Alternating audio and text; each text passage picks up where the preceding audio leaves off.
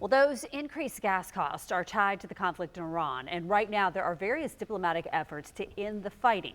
Pakistan's foreign minister says that he expects the U.S. and Iran to meet for talks in the coming days.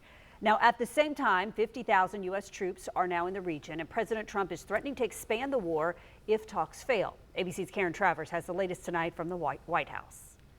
Iran's neighbors, including the King of Jordan and the Emir of Qatar, are meeting in Saudi Arabia to discuss the U.S. war with Iran, now entering its fifth week. This as President Trump on social media says the U.S. is currently engaged in serious discussions with the new and more reasonable regime to end our military operations in Iran. When the president says more reasonable, again, these folks are appearing more reasonable behind the scenes privately in these conversations than perhaps some of the previous leaders who are now no longer on planet Earth.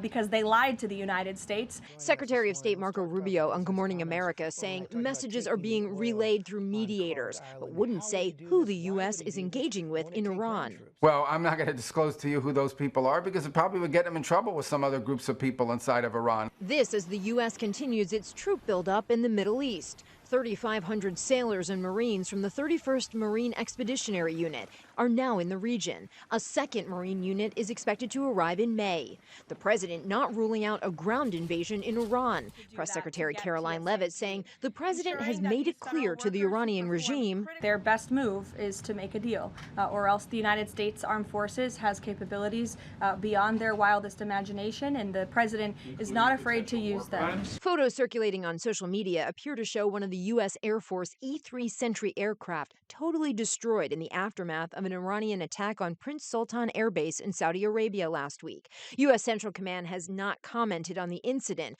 but a U.S. official confirmed that an E-3 was damaged in a strike on the airbase on March 27th. These surveillance aircraft cost over $250 million. 12 American troops were injured in that attack.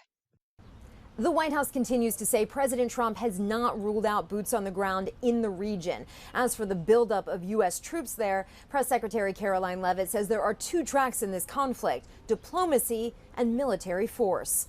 Karen Travers, ABC News, the White House.